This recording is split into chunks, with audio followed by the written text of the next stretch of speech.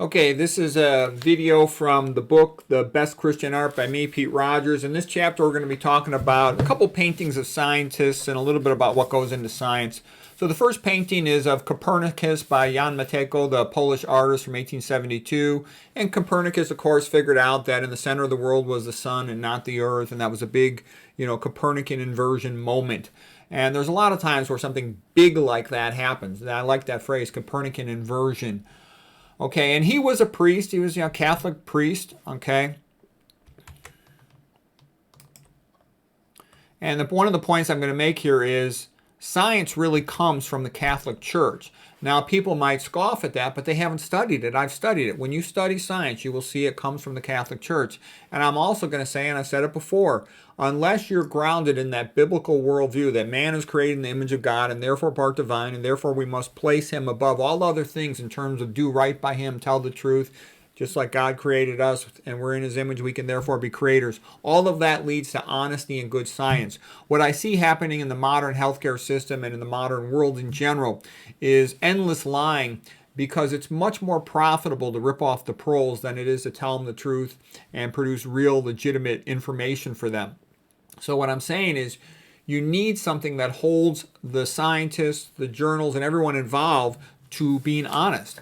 And also, some other things about scientists. This is Johannes Kepler, okay, the guy that figured out a lot about the planetary orbits. He's another genius. And I'll share with you some of his quotes in a moment. Yes, scientists are going to be egotistical and arrogant. They have to be that way because there's going to be so much backlash. Anytime you try to change an established notion, you get this giant backlash of hatred and challenge and stuff. And I'll talk about that more in future videos. So they have to be pretty strong-willed or they wouldn't be able to fight through that. This is a painting of Kepler's by August Kohler from 1910. Okay, now here's a little bit of quotes about Johannes Kepler. He lived from 1571 to 1630. Kepler figured out, that the planetary orbits were elliptical. They got rid of the idea of the epicycles. They weren't needed to explain planetary motion. And here's what Kepler says. For many years, I had wanted to be a theologian, but now I see how God is also praised by my work in astronomy. Science is the process of thinking God's thoughts after him. The laws of nature are within the grasp of the human mind. God wanted us to recognize them. He created us after his own image so that we could share in his own thoughts. I am merely thinking God's thoughts after him. The chief aim of studying the external world is to discover the rational order and the harmony imposed on it by God, which he reveals to us in the language of mathematics. The wisdom of the Lord is infinite. The heavens declare the glory of God.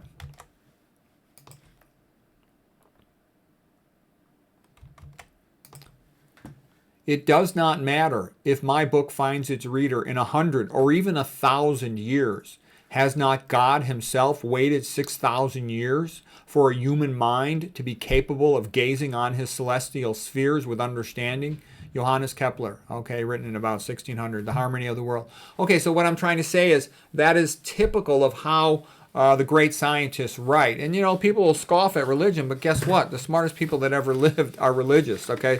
There's a good reason for it. The more you know about the complexity, there's the fine-tuning arguments of astronomy. There's the fine-tuning arguments of biology.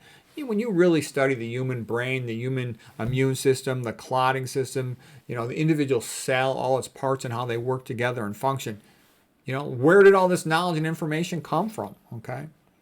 Okay, the next painting here is, Isaac Newton, probably the smartest guy who ever lived, him and Aristotle. Isaac Newton at Woolsthorpe during his miracle year in 1665.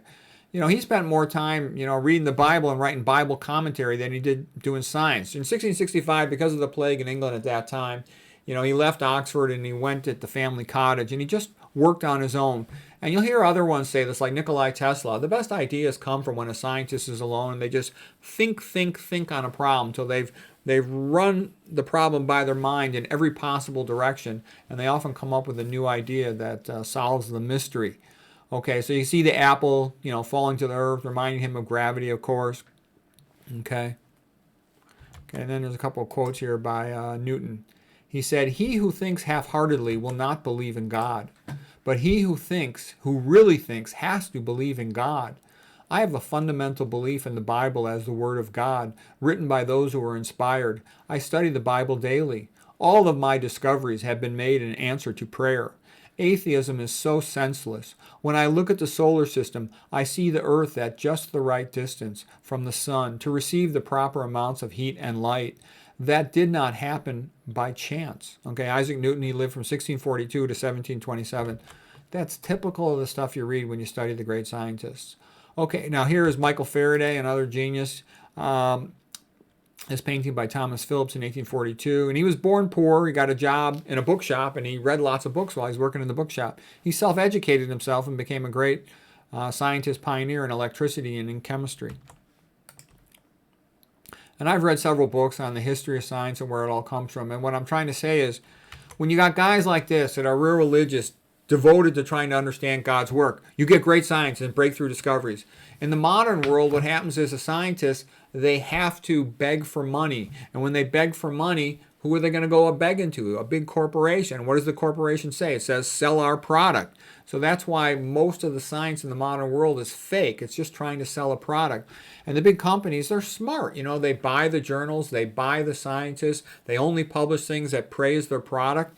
And that's how we end up where we're at, where, you know, almost the vast majority of stuff in medical journals is either trivial and irrelevant or it's not true.